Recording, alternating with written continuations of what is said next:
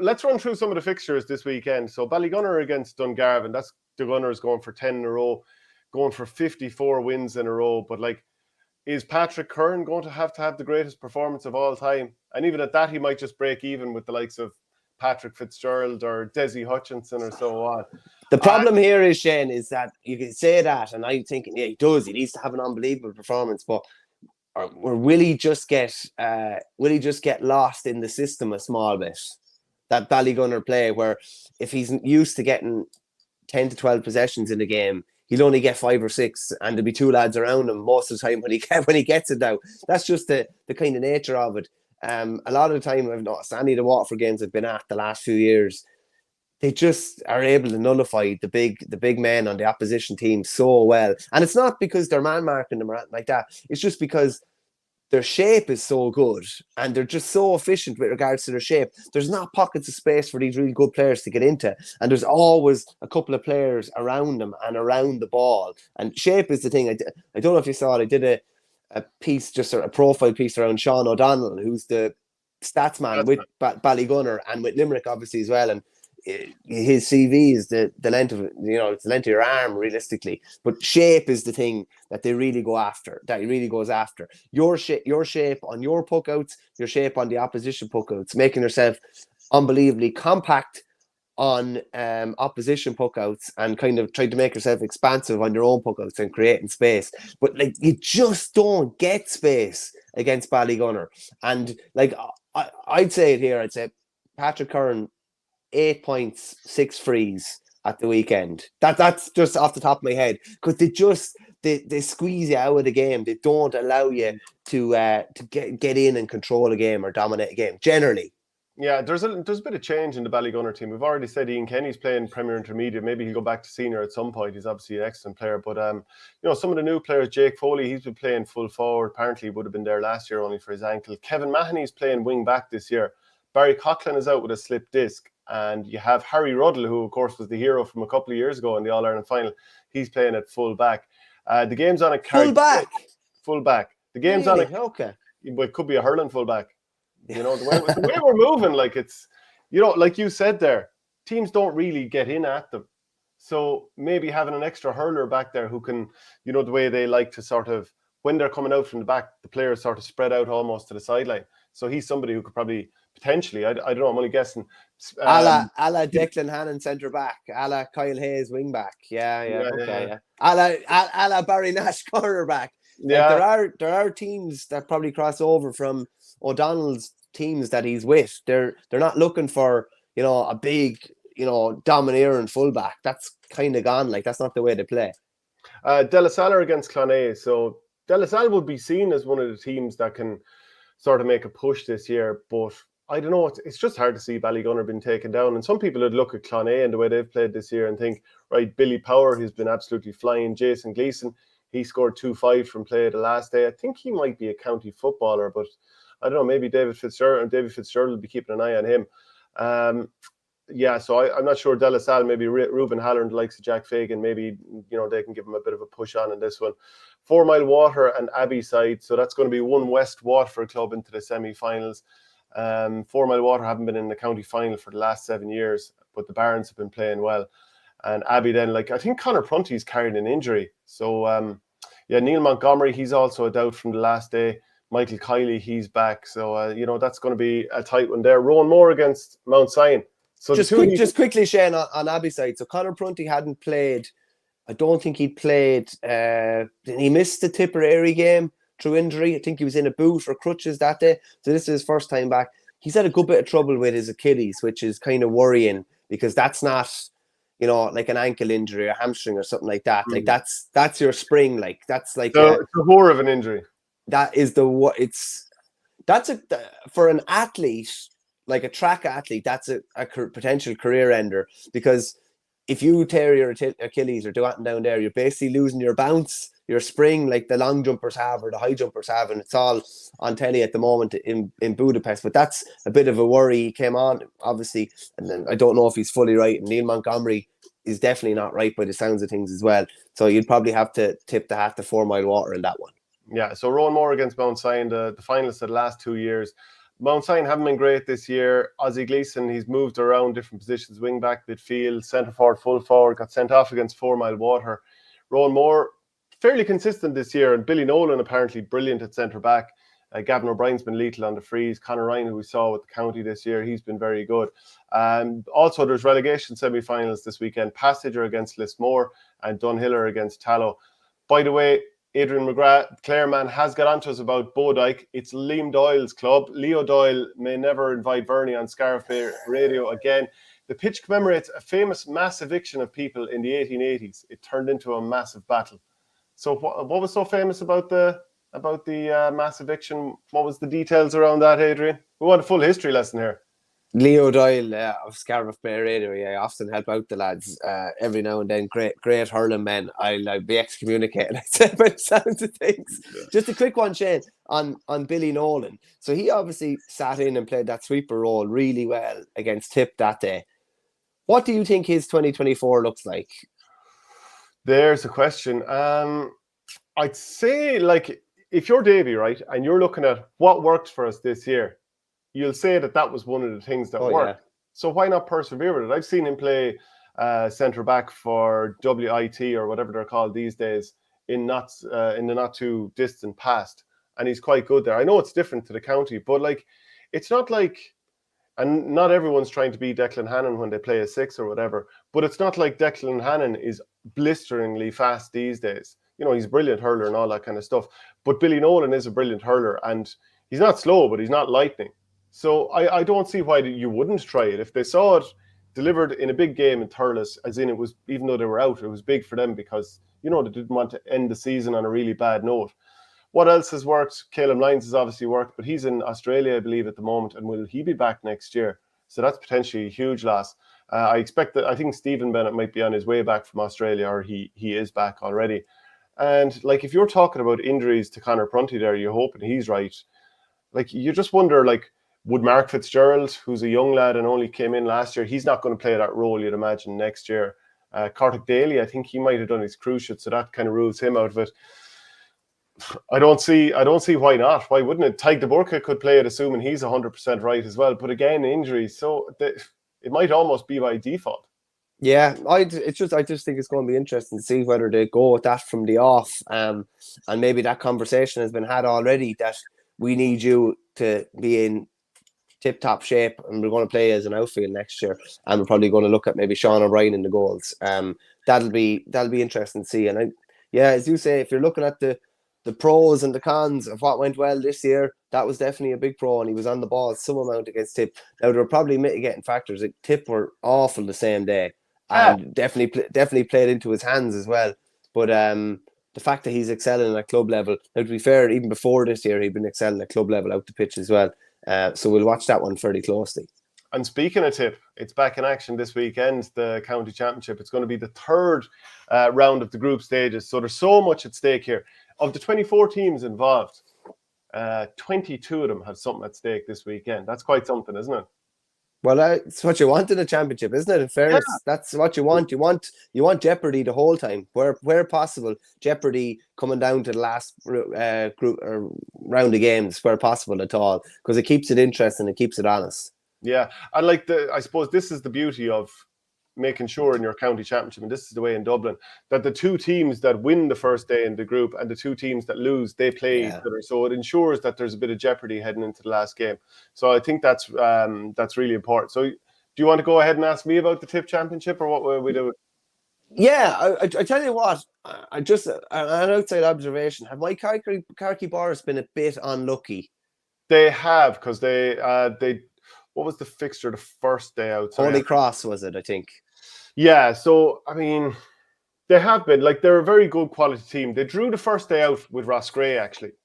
So my Carkey this weekend, they're up against Killer One, who are the county champions, but they're already out of the championship. Yeah. So Killer One are looking to win this game to ensure that they don't go into relegation, which, you know, that would be hugely frustrating for them.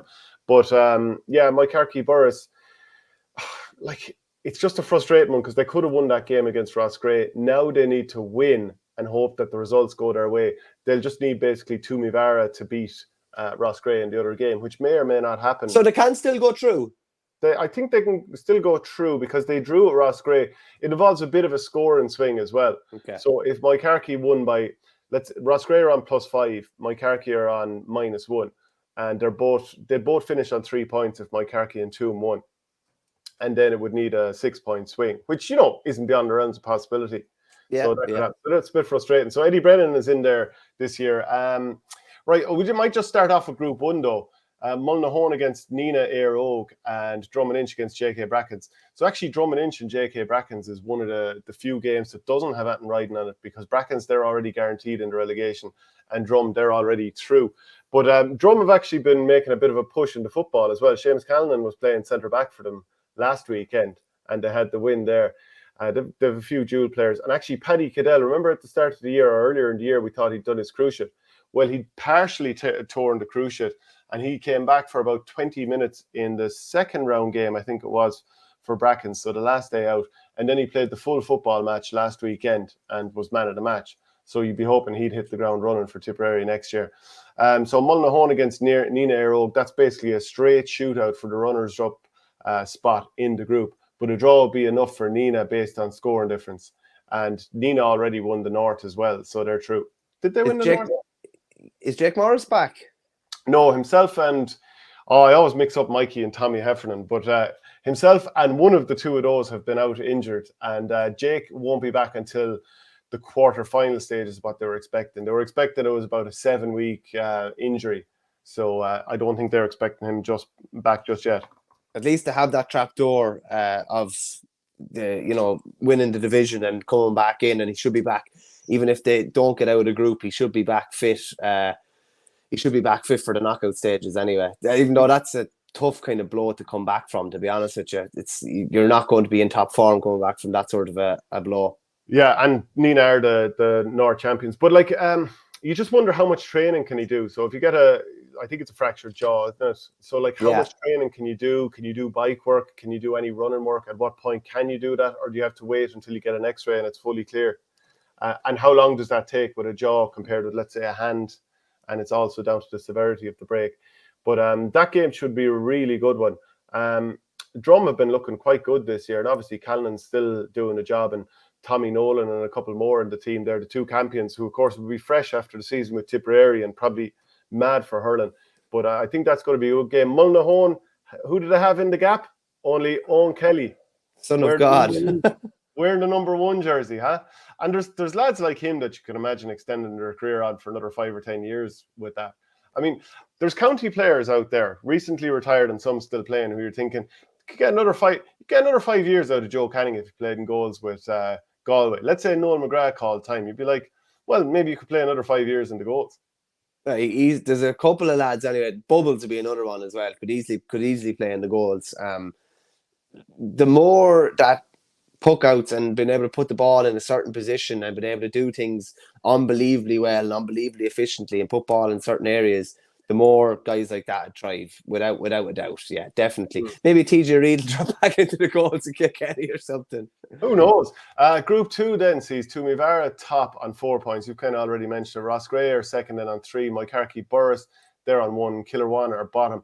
This is one of those situations where Killerwan haven't been helped by injuries, and then lads been away in America, and it's just the accumulation of that has definitely hampered them throughout this season. And it's very strange to see a team going from county champions and they had such a brilliant run to now being in this situation. But would you have seen that much across the country, or people you talk to in your friend group, where the fact that teams are back playing their county championships so early in the summer that they're suffering from lads being away an awful lot? It's definitely something I've seen. No, yeah, definitely. And even with Kilruan, I wonder if they hadn't won last year, would lads have headed away? Do you know what I mean? It's almost like the monkeys, not the monkeys off the back, but they've done something incredible last year, and all the kind of history that went with it.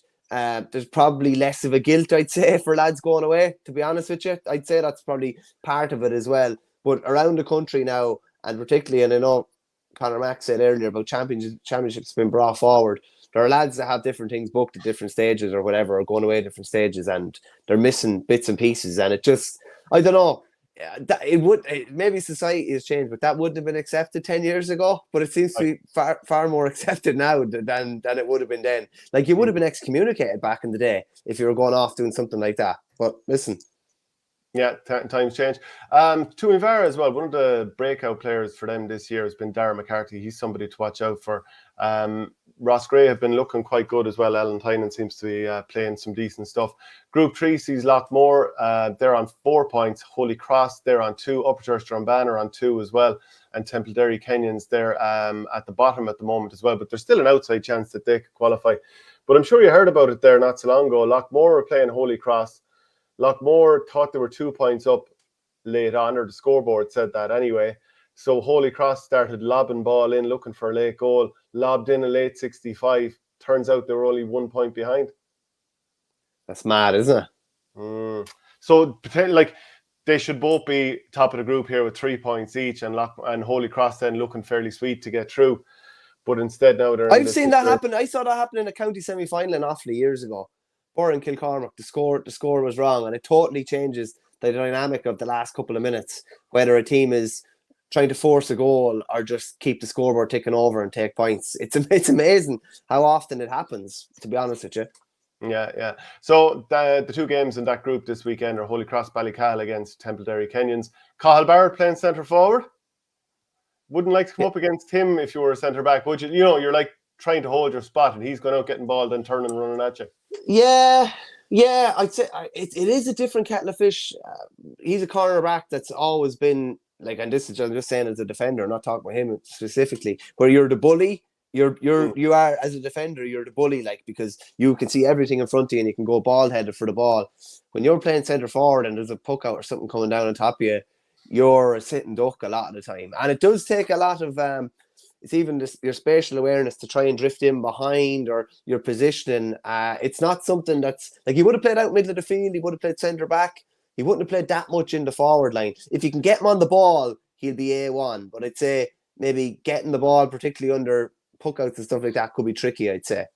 Do you know, when you're relocating from the backs to the forwards, I think centre forward is the most difficult place to move to, because I've done that as well, playing backs an awful lot over the years, and then move up centre forward. I think it's harder to know where you're supposed to be. Where's the cute place to be? Game can really bypass you there. Midfield, I'd say, is another one for that. Do you know what else, though, Shano, as well, is if you're playing that centre forward and you're playing in the pocket, but your teammates don't realise you're playing in the pocket, and the ball is just lobbed out, like, that's so demoralising. The ball is lobbed down to the centre back, and you're like, lads, I'm standing out here in the middle of the field, and you're making the centre back look like an all-star. Whereas full forward is the easiest to adjust to if you're a decent size or whatever, especially.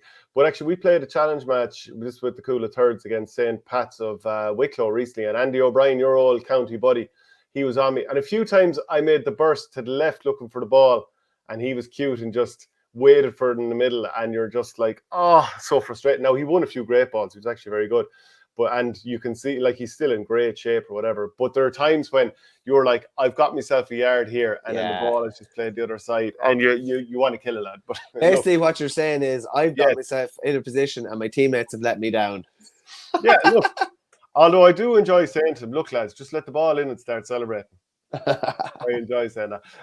But anyway, that's third team. We're not exactly, we're not exactly talking the cream of the crop in terms of like beating, I don't know who. Ballyhale Shamrocks here. It's not as if No, you're about as far away from that now as possible. A Sully180 just says, and this is true, you do need lads on the line to be questioning the scoreboard, and you need lads in the line to be questioning the referee. You can't be kind of passive in that regard. You probably have someone designated within your management team just to be looking after the score and that type of thing, just making sure you're on top of that. Because if it gets to the final whistle and the score hasn't been changed, or there's been a mistake made throughout the game and it hasn't been corrected, then you're in a bit of trouble. That's actually, it's funny enough, that's when the journalists come into question, because the referee will not really believe anybody else's score taken except the neutral journalist who's covering it for a paper or for radio or whatever it is. But the referee had it right. It was just the scoreboard had it wrong. Right. That's, well, it should be a case of probably someone on a walkie-talkie to whoever's doing the scoreboard and just telling them, or the referee even saying, to the person doing the scoreboard, this needs to be corrected or whatever, which they're generally, I've noticed they're generally quite good at, to be fair. Yeah, because a lot of I wouldn't blame the ref for the scoreboard, but yeah, it is just like someone should be clarifying, someone should be aware on the sideline. And like often like players on a team will say to the ref, what's left, just what's in it or whatever, so like the message should get around somewhere. Group 4 in Tipp this weekend. On TG Carr, we're going to see Bursley against Thurles Sarsfields. The other game in the group is Clonalty Rossmore against Killadangan. All 4 teams can get through in this one. So Bursley, they're on 3 points, Killadangan are on 2, Thurles Sarsfields are on 2, and Clonalty Rossmore are on 1. So I think there's good reason that TG Carr have gone and lined this game up. Bursley, very good against Killadangan the last day. For the first half, went 10 points up. Then coming out for the second half, Brendan Maher had a bit of a dizzy spell. So as he was coming onto the pitch, the game was stopped for a minute or two, and he ended up being taken off. Bursley rejigged the team, brought Dan McCormick from the half-forward line back down the field. Bursley were all at sea. Killadangan ended up going 2 points ahead, having been 10 down. And then one last ball up the field. Dan McCormick wins it after being removed back to the forward line. Brendan Maher has just come back on, pops the ball to Brendan, and he sort of slots the ball into the top corner from maybe 21 yards out, and Bursley win. And either team could have won it, and that's just the way it happened. So it was kind of Riot or over stuff. Mad game, mad finish to it as well. And like I was following bits of it on Clubber, and you're just looking like Bursley are in total control of this game. Then all of a sudden the game is gone from them, and then Brendan wasn't too dizzy at the end because there was the one place he wanted to put the ball was exactly where he put it in the top left. It was an outrageous finish. Another. Like, geez, he has some club highlight reel, let alone county highlights. Yeah, no. I think this will be a good game. I've watched Thurles this year. They were quite good against Clonalty. They won by 3. That was a day when they'd lost to Killadangan the day before, and they didn't have Ronan Maher and they didn't have David Corbett, and they looked shy of those 2 guys that day. Ronan came back both of them came back the next day, and Ronan in particular, as you can imagine, is quite dominant at club level at times, and they won that game. But the last day out, the first day out against Killadangan, they had a great start to the game, and they just looked quite poor. And I don't know if there's a great balance to their team. Like Dennis Maher has been used in the full forward line, with great effect in recent years, but he played centre back when Ronan wasn't there. Then he was full back the last day, and I just don't know if they've the right balance of speed and power in different positions. They're sort of, and I'm not saying this about Dennis, but they're quite a big cumbersome team in places. And then they do have smaller, more kind of energetic players, athletic players as well, with the likes of Conor Stakelum, Dara Stakelum, Aidan McCormick. But just the balance is a little bit off. But they do sort of have the Indian sign over Bursley in recent years.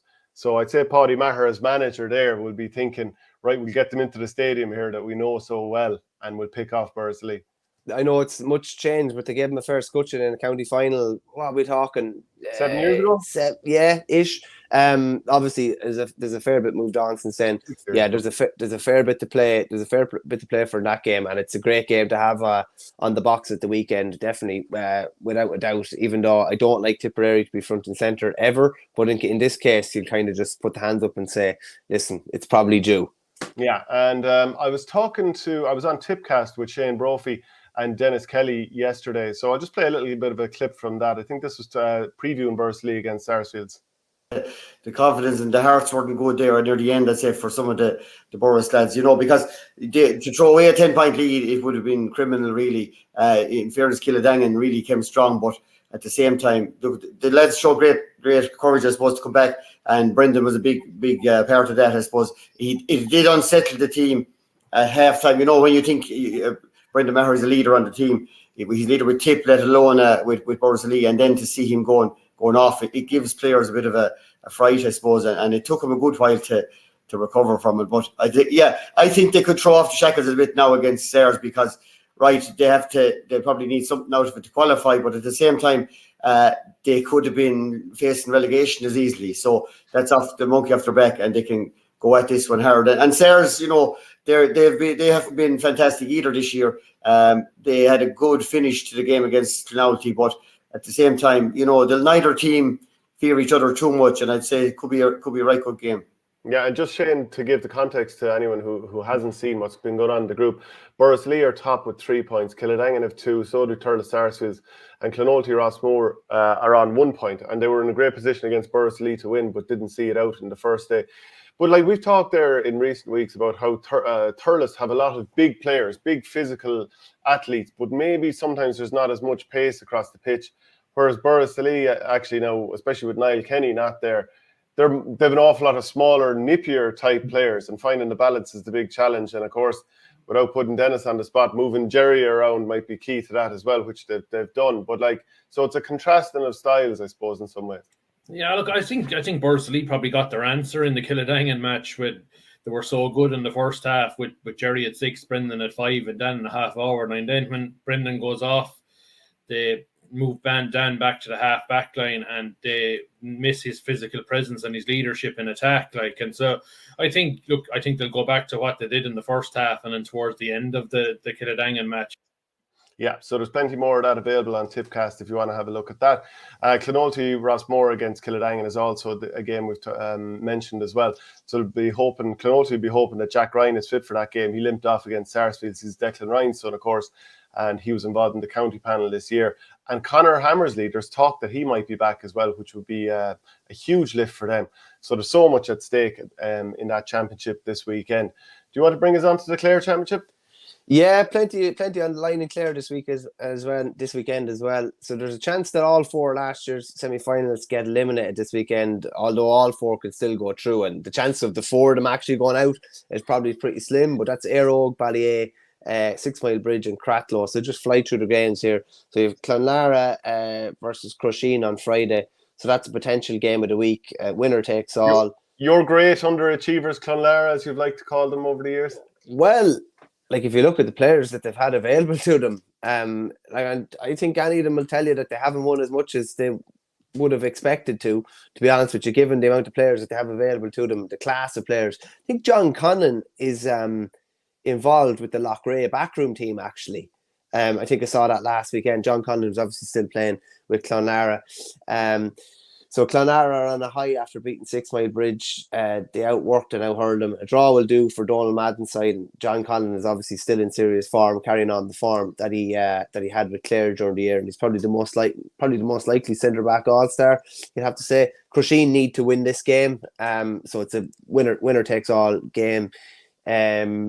It's hard, difficult enough one to call, to be honest with you. And a lot of the games are like that. So the Bridge are playing O'Callaghan's Mills. So if the Mills will and Crusheen get a draw or better, then the Bridge are in relegation, which is it's unlikely. And you'd probably be just about favouring the Bridge in that game. Cratloe against Clooney Quinn. That's like a straight up winner takes all kind of a game to see who goes through. A draw will do Clooney Quinn. They're obviously without Ryan Taylor, who did his cruciate against Kilkenny. And we were talking about that it looked like a nasty enough kind of injury when he came off after something like 31 minutes in the All-Ireland semi-final.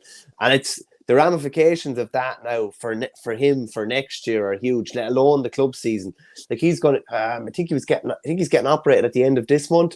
So like if he's back for the start of June, middle May, June next year, he's going to be under pressure, obviously. And Peter Duggan is available after he picked up a red card in one of the earlier games. He was playing the Hurling for Cancer the other night, actually, among a galaxy of GA stars that were in Netwatch Cullen Park the other night for the best of causes. Cratloe, you're probably just about favouring in that game as well. You might fly through the next one. Yeah, so I'm interested to know if there's anyone there who's been watching the games down in Clare, if Conor Ryan has played much for Cratloe. There was, he is back with them, so you'd hope he's doing well. Podge Collins, he'd missed the football last weekend, so I think that was with an injury knock of some sort, so maybe he'll be back. They weren't great against Newmarket and Fergus, so let's see if they're better the next day. Aero Guinness against Clare Castle, so Shane O'Donnell will certainly have to be watched there. David Reedy as well. Fecal meet Broadford, Kilmaley against Ina Kilnamona. Kilmaley are 2-2, and Ina Kilnamona, who were in the county final a couple of years ago, they're winning their 2 games. Ballyea Scarf is, in some ways, it's the sexy game of the weekend, but Tony Kelly, he's out with a serious enough ankle injury. So you just wonder, how long is he going to be out? And will that be the entirety of the clubs? They won the county title without him, was it 2 years ago? Yeah, they beat Aina Kilnamona, and that was a very hard one to take for Aina Kilnamona because you'd be feeling that you should be beating Ballyea without Tony Kelly, and they didn't. Saw a picture going around of Tony Kelly in a boot again, which is a bit worrying because he's had a same ankle. I'm not sure of that now, but he's had a fair since that Waterford. What was that? COVID All-Ireland quarter final down in Páirc Uí Chaoimh, was it?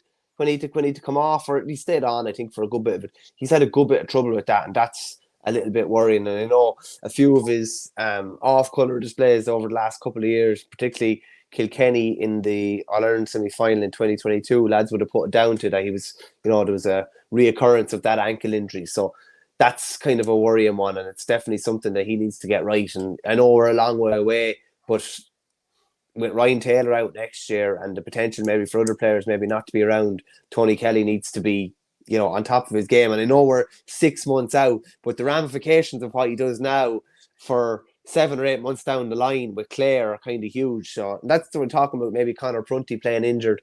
If you're playing injured at this time of the year, it's not just now or next week or next month. It probably has ramifications for months down the line where you're not moving that well, or you're just not maybe able to train properly. So that's one that we look closely at. Scariff are playing brilliant stuff, and they were brilliant against Aina Kilnamona. Mark Rogers obviously in really, really good form. And if Kelly is out, they'll fancy their chances there. And I believe the betting was fairly skewed in Ballyea's favour. And then all of a sudden people think that maybe Tony Kelly's going to be out, or it looks like he's going to be out. And people are probably thinking Scariff could potentially cause a bit of an upset. The Brennans aren't involved at this stage anyway. Gary and Killian, and I think Pierce Lillis is out as well. So they're down a fair few of their bigger players. Yeah, and Patrick Ryan scored 3-3 the last day against Inamona, and Patrick Crotty scored 5. Adrian McGrath adds that if Broadford beat Fecal, Éire Óg will need a big win to get through to the quarters. Some of the other hurling going on this weekend. There's a Monaghan hurling semi-final. Carrick Crosser against Inishkeen. In Wicklow, round 4 of the hurling championship. Éire Óg Greystones against Bray Emmett. Bray going for 5 in a row. Cardew against Avondale and Kiltegan against Glenealy. Roscommon knockout. Roscommon Gaels against Oran. Tremaine against St. Dominic's. And then Ray says you can't have 2 clubs senior. Now, this is our researcher telling us that and who is from Waterford, saying that they will next year. But look, I dispute that. I would highly dispute that. Yeah. Because definitely, I know it definitely can't happen in Offaly, because Kilcormac would be fancied to probably be thereabouts in the senior B this year. And it won't be Kilcormac A and Kilcormac B at senior. Definitely not. And I know that was the case with Burr in the late 90s as well, when they won intermediate, maybe 2 or 3 in a row, I think. You just end up regrading players. They make sure that 7 of the team will say have to be senior players next year, and that means there has to be a new intermediate team the year after. Yeah. Adrian McGrath says 6 Mile Bridge have had 2 teams at senior before, so sounds like it does happen. Maybe in Munster, not in Leinster. Yeah. So